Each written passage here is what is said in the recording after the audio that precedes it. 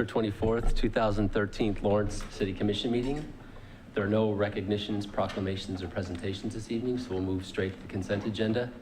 All matters listed on the consent agenda are considered under one motion and will be enacted in one motion. There will be no separate discussion on these items. If discussion is desired, that item will be removed from the consent agenda and will be considered separately. Is there an item that a member of the commission would like removed from the consent agenda? Nope. Is there an item that the member of the public would like removed from the consent agenda? Seeing none, I'd like to add claims to vendors of $4,073,959.54 to 177 vendors, and payroll of $1,936,681.47. Is there a motion? Moved. Second.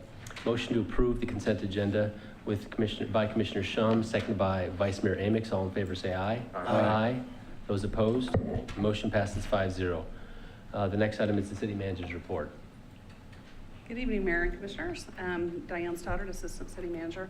Wanted to just briefly provide you some information this evening about a recent retirement and then a new employee that we've had added here. Tom Orzelak, the Street Division Manager, who had a number of years of experience with the city, has recently retired, and we wanted to recognize his service and also thank him for that and wish him well in his retirement. We also have Mike Perkins, who is our new Street Division Manager, who's recently been hired. Mike has a lot of experience in this area, so we're very happy to have him on board. Good evening, Mike. Welcome to the city, and hopefully it'll be a great career for you. Thank you. And that's all, Mayor. Thank you, Diane. I just wanted to say that several of us were able to attend Tom's retirement ceremony, and I think it was fitting that the room was packed and there was no seats left for anybody. It was a great little breakfast, and we appreciate his service to the city. I know we're going to miss him, and hopefully Mike will be able to step up and take care of the city as well as Tom has. So thank you very much on that. And the next item on the agenda is the regular agenda items, and I'd like to ask all of you to please silence your cell phones if you haven't already done so. And then also want to point out that there's only one regular agenda item, and for that item, we would like public comment limited to 4 minutes. At 3 minutes and 30 seconds, you'll hear this chime, and that'll be your signal to wrap up your comments. First regular agenda item is to consider approving a plan to partially close or fully close New Hampshire Street from 9th Street to the Lawrence Arts Center for the reconstruction of a stormwater sewer for a storm sewer for the Marriott Town Place project. Chuck?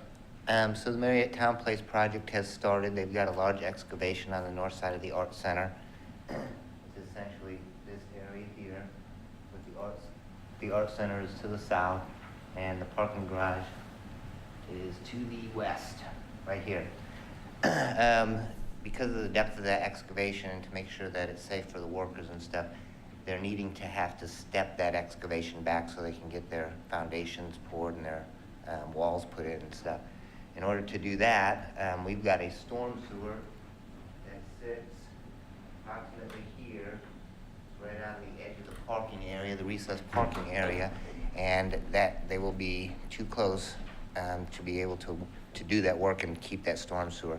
So what they would like to do is replace that storm sewer, and essentially it will come to the middle of the northbound lane, and then it will tie back in. That will give them the room to where they can step that back and safely work that low in the ground. We had a number of conversations, and Brandon Rapp with First Management is here if you have more conversations, but we initially had two options for the commission to consider, but we had an email from Mrs. Kriker, I believe is her name, that she had a large event planned at the Lawrence Art Center on Friday the 11th. And so in further discussions with First Management and Brandon, we've come up with an option C that we think fits everybody's needs, and Ms. Kriker was also very thankful that we did that.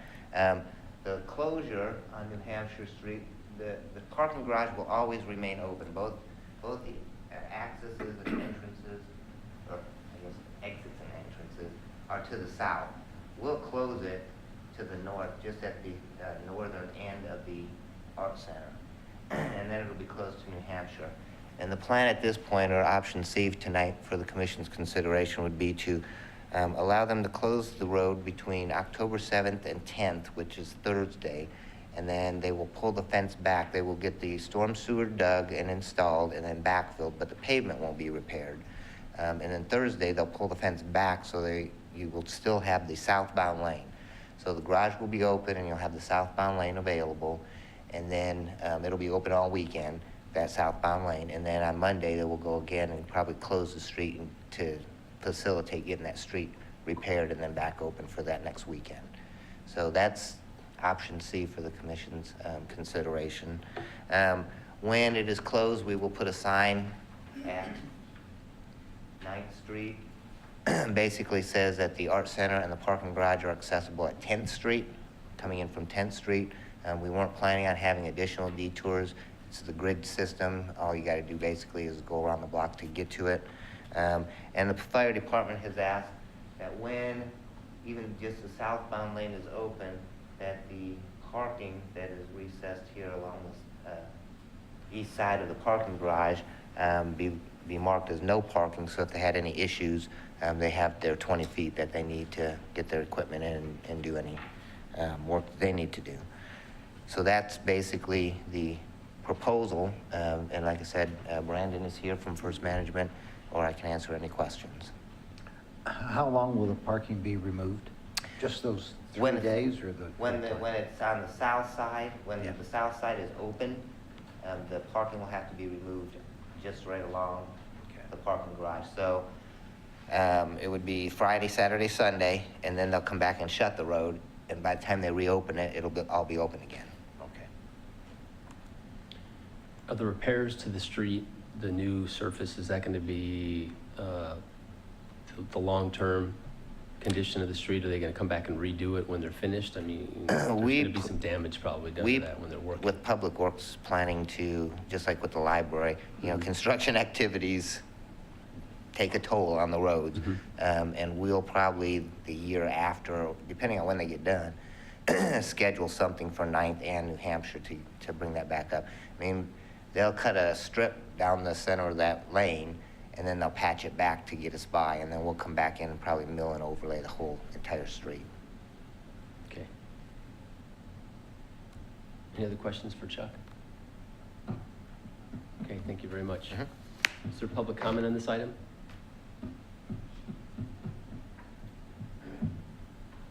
Okay. Seeing none, back to the commission. Any comments or questions or motions? When I talked to Chuck this afternoon, it seemed like all the parties were okay with option C. We talked with Mrs. Crackler. Right. And the developer's okay, and Yep. you're okay. So I move we approve option C. Second. Motion to approve item 1, option C by Commissioner Shum, seconded by Commissioner Farmer. All in favor say aye.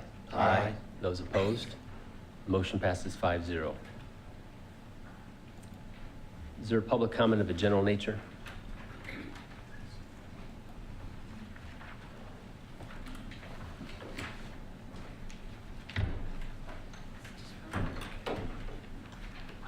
Hi, my name's KT Walsh, and I just wanted to let you know that in this month's Atlantic, they said good things about us.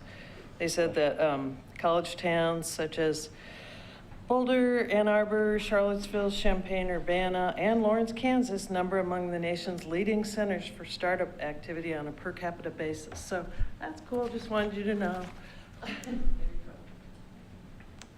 Good news. Thanks, KT. Good evening.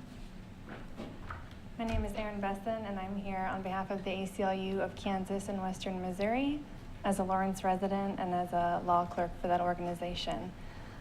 On behalf of the ACLU of Kansas and Western Missouri and its Lawrence membership, we come before you today in strong support of a policy establishing guidelines for the use of unmanned aerial vehicles, UAVs, also known as drones.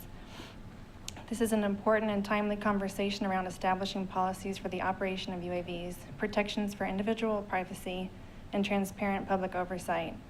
While Congress has required the FAA to open domestic airspace more widely to drones by 2015, The FAA has indicated that its mandate is airspace safety, not privacy. Therefore, it is incumbent upon this body to protect the privacy of Lawrence residents and ensure that we can enjoy the benefits of this technology without bringing us closer to a surveillance society in which everyone's moves are monitored, tracked, recorded, and scrutinized by authorities. The ACLU is currently seeing an unprecedented surge of activity in state legislatures across the country aimed at regulating domestic surveillance drones.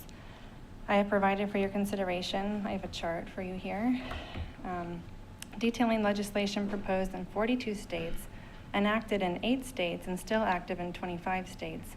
As for municipalities, Charlottesville, North Carolina was the first to pass a domestic drone policy. Alameda County, California is considering a domestic drone policy. And after a city council hearing, the Seattle Police Department terminated its drones program and agreed to return the purchased equipment to the manufacturer. Drone technology brings with it many opportunities, from more affordable ways to gather information for traffic reports to more efficient ways of counting bison on the prairie. Unregulated, however, drone operations could interfere with residents' reasonable expectations of privacy, chill First Amendment protected activities, and lead to discriminatory targeting. Before drones become ubiquitous in our airspace, we need clear rules so that we can enjoy the benefits of this technology without needlessly sacrificing our privacy and liberty. Thank you. I can stand for questions. Any questions for Erin? No, thank you. May I give you the, Sure. okay.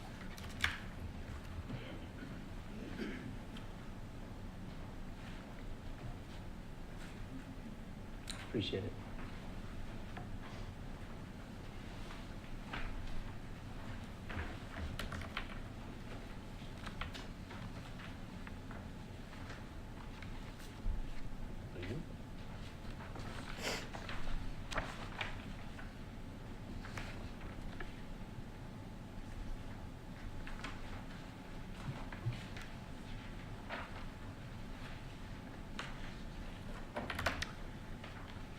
Good evening, Commissioners. My name is Patrick Wilbur. I live at 521 Durham Court here in Lawrence, and I'm also the Vice Chair of the Douglas County Libertarians. The reason I'm here tonight is to support the drone resolution you just heard about. Also asking the mayor to put this on a future agenda, public agenda. Consent agenda would be nice, but we'll take it on the public agenda so we can have a public discussion about this resolution and its benefits. Just a quick timeline, some of you are aware of this already. Ben Jones spoke to this resolution back on May 28th, spoke in front of the commission. And since that time, we've reached out to the commission, to city staff, to law enforcement, and to a wide array of organizations and people here in Lawrence. As a result of those discussions, particularly with Chief Khatib, who gave us some great feedback, we tweaked at least one of the items on that resolution, so it's different, but it's the same one that we sent to you about 2 months ago. So this is the same resolution that we've had on the table for about 2 months, and that's why we're here tonight to ask that we have a public forum on that as part of the agenda in the future city commission meeting. One of the things I've noticed about this resolution is the amount of traction it's had here in Lawrence and the diverse coalition that we built around the resolution. I've been a resident of Lawrence for about 46 of my 47 years, and I can't remember a coalition that was so diverse and broad-based as this. So it's pretty obvious that this issue has some traction here in Lawrence. It has traction nationwide. KT mentioned Charlottesville, Virginia. They've already passed a resolution on drones. A lot of cities similar to Lawrence, such as Iowa City, Iowa, have also passed resolutions. So I think it's time that Lawrence at least has this public discussion. One thing I'd also like to bring up is not only how diverse this coalition is, but how dedicated they are. You know, it's one thing to send an email, make a phone call, send a letter, but to come down here on a Tuesday night takes some dedication. And I'd like everybody who's here for this issue tonight, just raise your hand. So most of the crowd, you know, you didn't make any money off ticket sales, but they're here and they're interested. So, so I'm proud to be a part of this coalition. And I'd also just once again reiterate, I think it's something that has enough support in Lawrence that we really need to have it on a public agenda. And I would ask you, Mr. Mayor, to place that on a future public agenda item for the City Commission. Thank you. Thank you. Did you have any comments on the did you see the League of Women Voters recommendation? Yes, I did. Okay, did you have any comments on that? It's very similar to what we proposed. There are some minor differences in the proposal. I'm a member of the league as well as this coalition, as well as some other organizations. And I can tell you that they had a lot of discussion about it, and they were very thoughtful.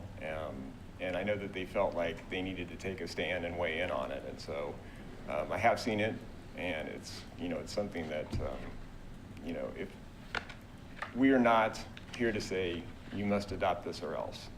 We are still building this resolution. We still want public input. We've asked for public input, and we've gotten a lot, and we want more. So if there a time comes when we can have a discussion, like in a public forum, or with the commission, or with city staff, then we're certainly open to that. Thank you. Sure.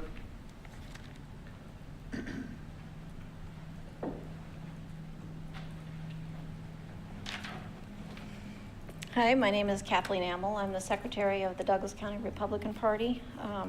Thank you for hearing me. I'm coming forward to support the resolution limiting the city's use of drones because of the great potential drones have in violating the civil rights of ordinary citizens and violating the Constitution. In the absence of state laws, many entities, private and public, are putting drones in the skies. And there are many concerns about drones, anywhere from them crashing and falling out of the sky to noise pollution, to visual pollution, and if they ever start to be used for advertising. But more importantly, they can be used to spy on us, whether by private or public entities. Police surveillance with drones could violate our Fourth Amendment rights and could suppress our First Amendment rights. It is true that drones have positive or non-offensive uses, but this proposed resolution does not ban those uses. It is also true that few municipalities have passed ordinances to regulate the use of drones, but 8 states have passed laws to control the use of drones by law enforcement, and at least 3 cities have passed resolutions. And this is something that we will have to deal with, because the FAA has been tasked with developing a comprehensive plan to safely accelerate the integration of drones into the national airspace. The FAA has until September 2015 to implement that plan, and that's not too far into the future. Also, Congress and the FAA are considering an expansion of navigable airspace from its current level down to just above the ground in order to accommodate low-flying drones, which potentially threatens property rights, privacy, and state and local sovereignty. So I think we should look towards cities like Charlottesville, Virginia, home of the University of Virginia, who passed an anti-drone resolution earlier this year. I think we should be proactive and focus on the legal issues that are going to arise and lay some guidelines now. Thank you. Thank you very much.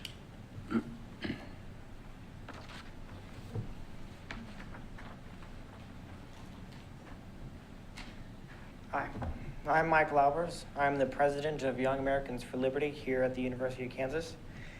And I would like to tell you, out of the literally hundreds of students we have talked to over the last few days, there is an overwhelming support for a common sense resolution on drones like what we are proposing to you. And the students have been very interested in this, and we would love it if you would add this to your agenda. Thank you. Okay, thank you very much.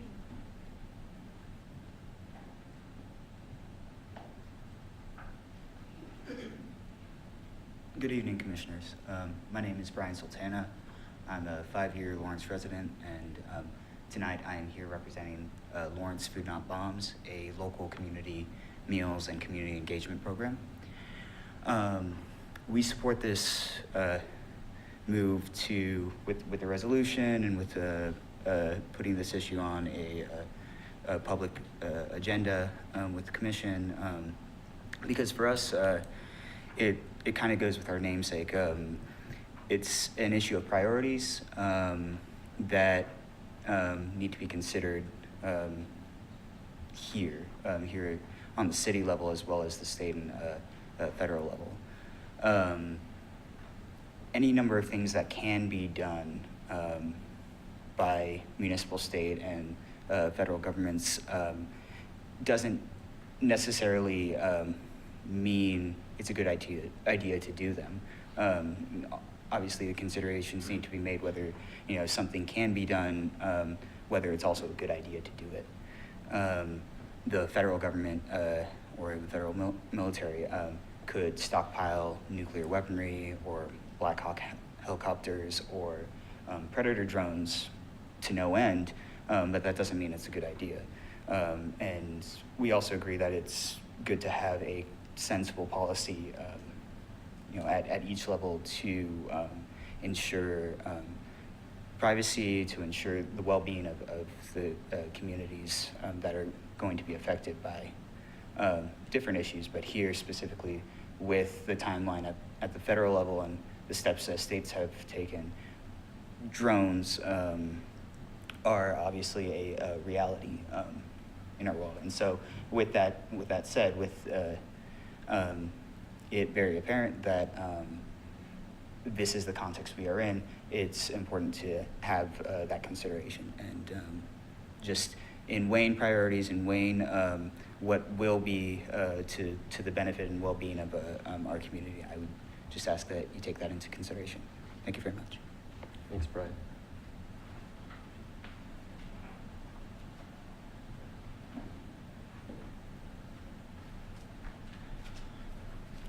Hi, my name is Ben Jones. I'm a resident here in Lawrence. You heard me speak a few months back.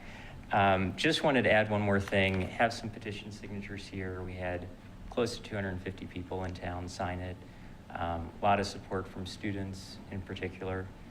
And just one thing I want to emphasize is, I know one reason for hesitancy is like, why are we dealing with drones? It seems like a very futuristic technology. But a number of other municipalities have done this already. And so I think Lawrence would be in the lead, but we already have good models to work off of in terms of looking at the state statutes that have been passed at the state level and also the ones passed at the municipal level. So like there's some good models out there, and working off those statutes that have already been passed, that's how we put together the proposal that we're presenting here tonight. And we're more than open to, basically, we want to sit down and meet and hammer something out. The Commissioner Reardon mentioned the resolution from the League of Women Voters, slightly different than ours, but I think what they proposed is also good. And mainly we want to sit down and get something on the public agenda and hammer something out, because as you can see here tonight, this is something a lot of people care about in town, and I'll go ahead and leave these with you also. Thank you very much.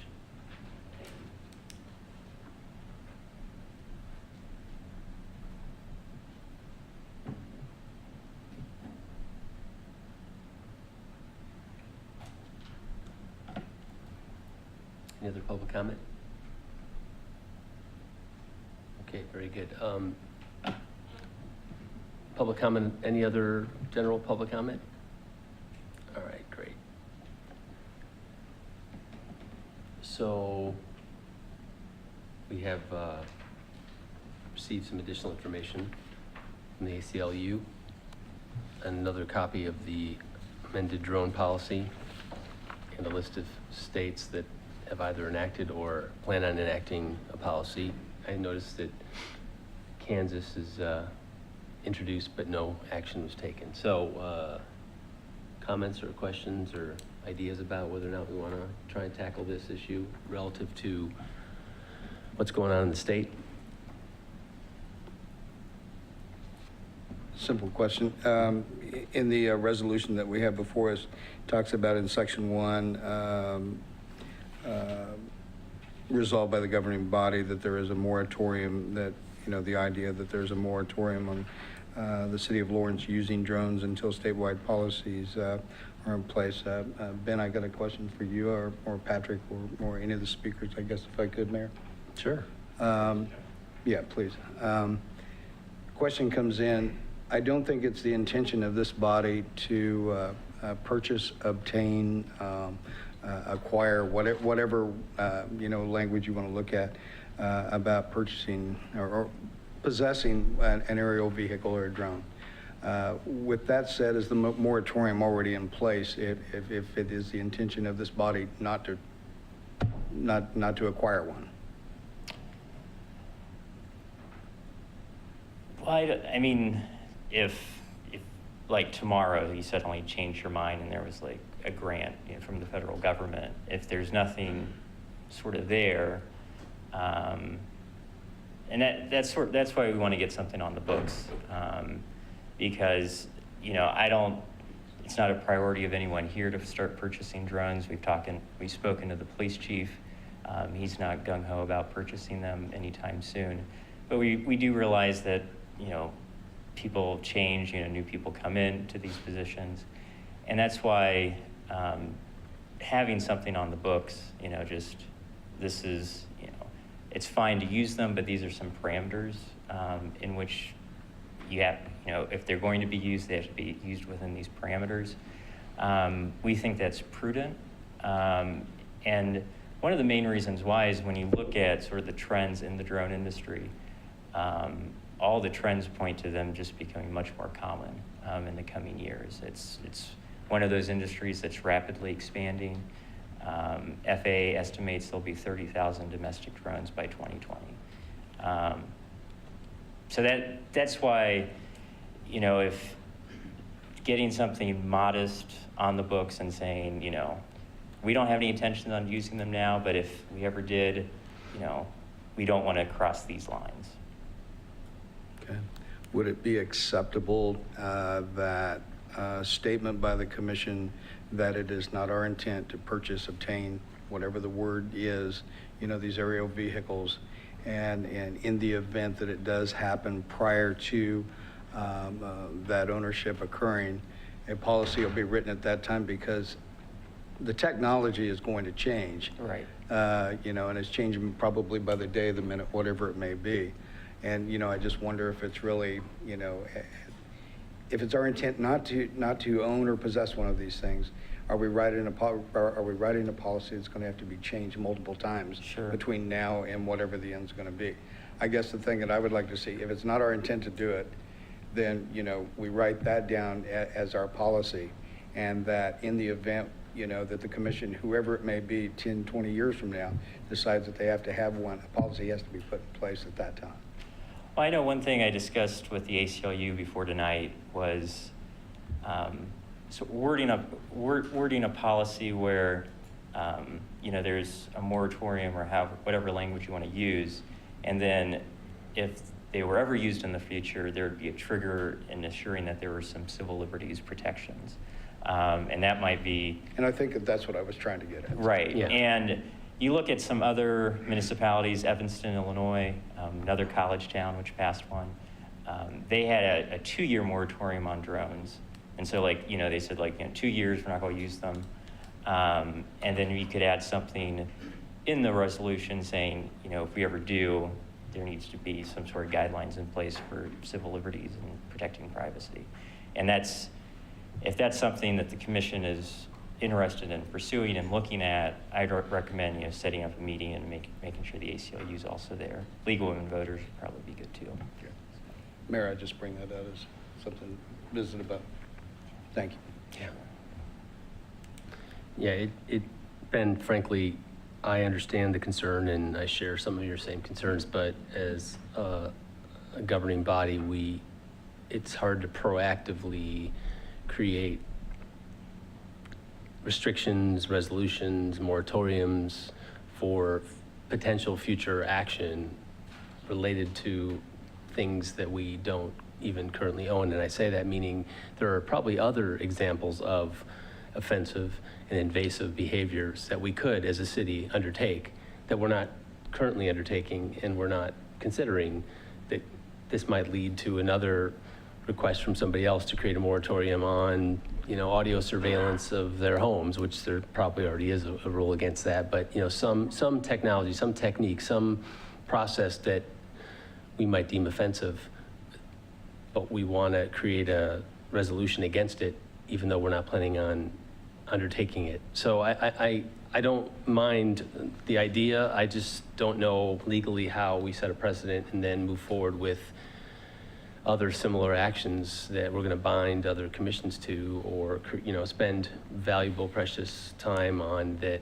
you know, we all probably know could be spent on things that are actually, you know, impacting us now, that we actually have tools to impact your lives, and we need to be careful how we do it. So for me, that's kind of been the hesitation is to spend the time, the energy, the money, the effort on something that we could do, as Vice Mayor Amick said, with a simple statement from the city, which I think would be powerful, just as powerful as creating a resolution that might be changed, as Mike said several times, before we even got to the point of purchasing something, based on state law that might come forward. As you said, they're working on it, and based on federal cases that come about. You know, there's going to be a lot of, if there's going to be 20,000 drones by 2020, is that what you said?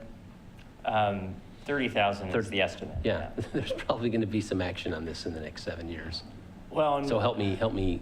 I mean, one thing that reconcile we were very clear about is that this isn't a policy affecting all drones in Lawrence airspace. This is drones purchased, used, borrowed by the city of Lawrence itself.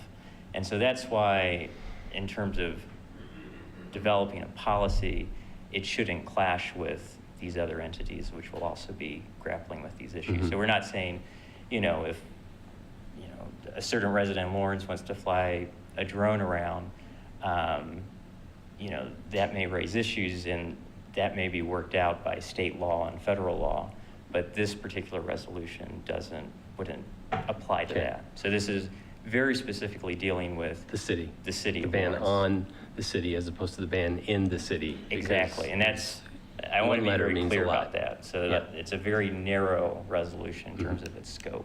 And I Agreed. think because of that, it shouldn't run afoul with other state and federal regulations. Very good question, yeah. Yeah, and I've talked to you, Ben, on the phone, and my position hasn't changed at all. If we owned a drone, or we're gonna buy a drone, I'd say we need a drone policy.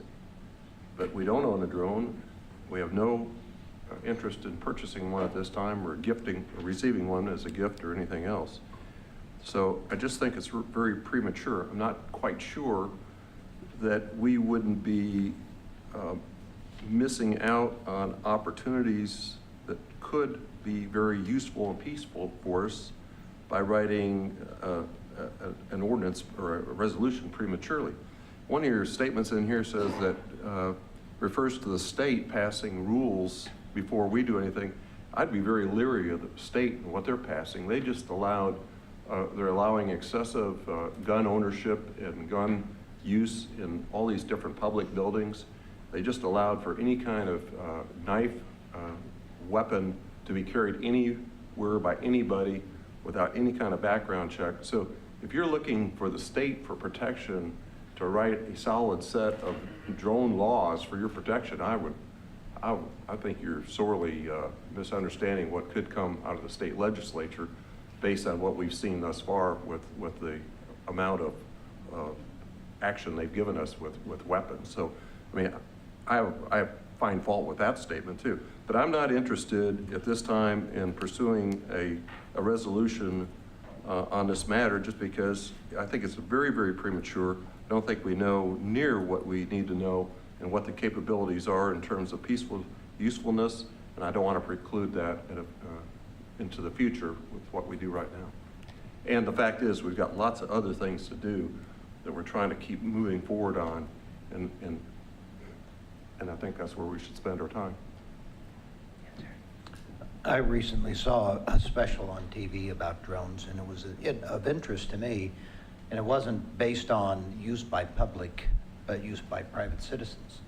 And the safety that's associated with that. They had one episode where somebody who was a photographer at a wedding used drones to get pictures that you couldn't get it from any other position, and the drone failed, came down and actually ran into the groom and caused a laceration. So there are actually some safety issues that I think that from private citizens in the use of drones, I think there's more likely to be difficulties with protecting the First Amendment and privacy, concept of privacy with the use of drones by an individual, and the safety, because if they suddenly lose power, they can crash and come down in a crowd.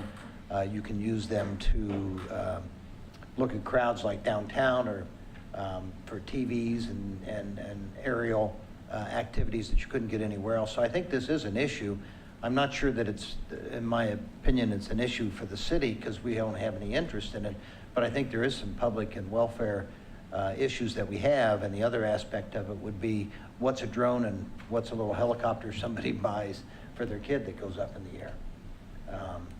But I do think there are some safety issues that I think will become more evident as we go along. But I do think the private use of drones as the price comes down and the ability to fly these things come to the private citizen, to me would be of more concern than what the city's doing, since we're not doing any, we have no intention of doing it, we don't have it in our budget.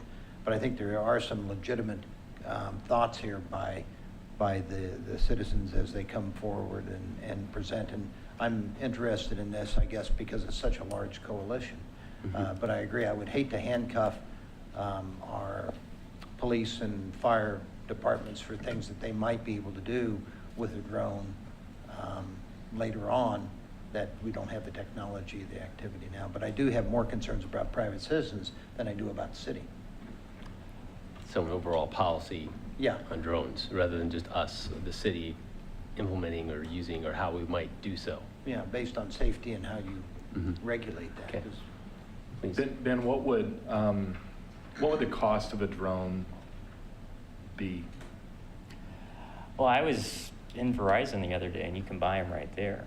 A few $100. So in terms of the cost, you can get some for relatively cheap. It depends on the capabilities, how high tech the drone is, but you can get, they can be hundreds of dollars, thousands of dollars. It just depends on the exact model. To perform, I guess I'm thinking specifically about what the resolution addresses as far as one that carries out surveillance that can either feed data back to a certain place or one that's weaponized.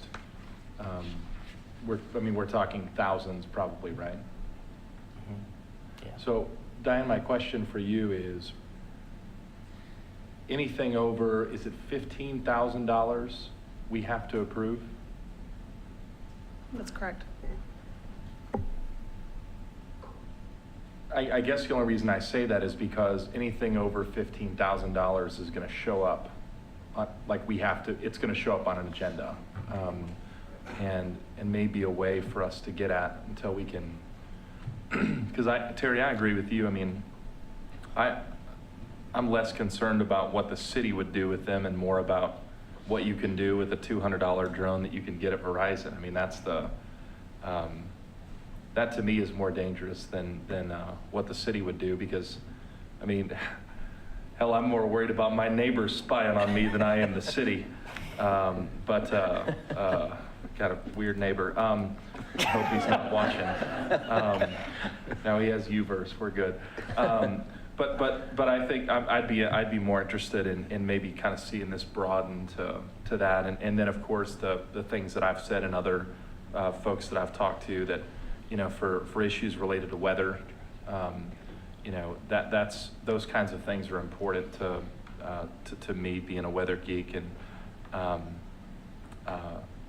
farmland and crops and that sort of thing, and so I wouldn't want to prohibit the use of those for good purposes if there was a wreck out on the freeway and not needing to send folks into harm's way. And so I'm just wondering if we can get at maybe a more specific, we don't want it to be used for surveillance. We don't want a drone to have a grenade launcher. I don't think anybody in the world would be opposed to those things at all. So. Well, one of our goals was to be very collaborative in the way we did this, and we met with the police chief early on, and when we went in and spoke to him, we were like, and there are two main things. We don't want to see any weaponized drones, and we don't want nonstop surveillance. If there's a life-threatening situation where it makes sense for the police to send it up, we can understand that. And he was, he's like, yeah, I can work with you on that. Those seem like pretty reasonable goals to have.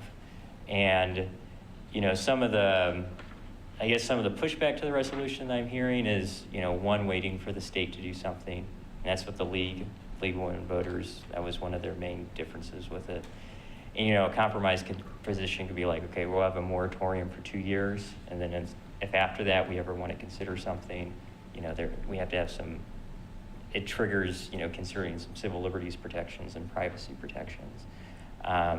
And I think the ban on weaponized drones, you know, most people seem to be okay with that. But I mean, the reason, as crazy as it sounds, the reason we brought it up is because there was a sheriff's department in Texas that bought one. They haven't been able to use it yet because the FAA is like, hey, wait a second here. But they are being marketed domestically, so that's something that we just think, hey, you know, there's no purpose for that here. Yeah. Mayor, yesterday I did have the opportunity to visit with Tony and our staff about, you know, that statement of you know, our lack of desire to possess ownership of an aerial vehicle, and whether or not it could be placed in a resolution form, and that you could place some trigger in there that would call for you know, some type of policy to be put in place, or public policy be put in place prior to that purchase happening. You know, if it's with Ben and Patrick and others who may want to be involved, you know, I'd be happy to work with folks about doing that statement along with that policy, you know, that would have to be, you know, started before we proceeded with any kind of ownership of that, if you'd like. Absolutely. I think that's fair.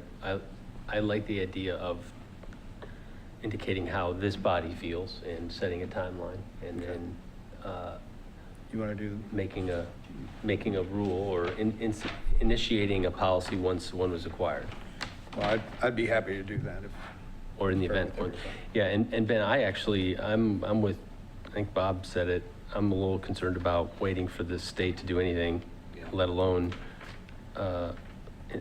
coming up with fair and even-handed practices as it relates to our civil liberties and the future of our use here. So I understand the language, but that's one part that I'm not quite sure I would want to wait on. Either is to wait for the state to tell us how to do it. And I didn't quite get why it was in there, but Well, frankly, that's one of the things that I had trouble with. Basically, the way the resolution is set up is that the city of Lawrence couldn't use them at all. Right.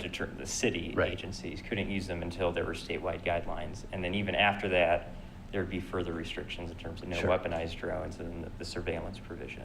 So it's basically just saying, you know, there's a moratorium until this happens. Sure, and I see it as if it takes them 4 years to do something, and in 2 years, we came up with a perfectly reasonable way, a safe and important way to use something to help the city or its residences, then we couldn't, if we put this in place, we couldn't use it. And, you know, it's for the same reasons you want to make sure that we don't err on the side of infringing on civil liberties. I don't want to infringe on the ability to help and provide some sort of value to the city residents if there's some, you know, reasonable use for something like this, because that's what this would do. And that's what I was getting is I don't know how long it would take for them to do it. And we may miss an opportunity for something that would be a peaceful application for something and a fair and even-handed application for something that would prohibit us from doing it, frankly. So. And I mean, talking to folks, I think we're more than willing to compromise on Okay. that provision. Well, in that case, Mike, why don't I'll give you guys a call later on Okay. this week, and we'll sit down and do something, okay?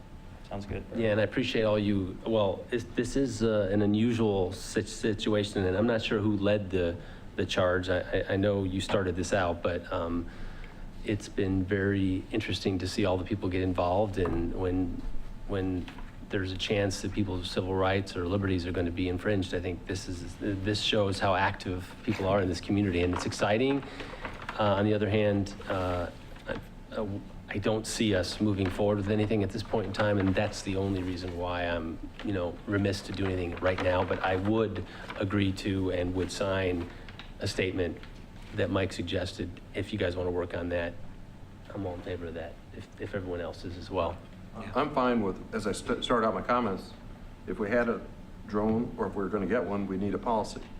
If we're not going to have a drone, which this group is not going to have a drone, it doesn't seem like, then I'm okay with waiting for a policy, and we will say we're not going to buy one. Okay. Or receive one in any way. So that ought to resolve everyone's concern until that happens, if it ever does happen. Yeah.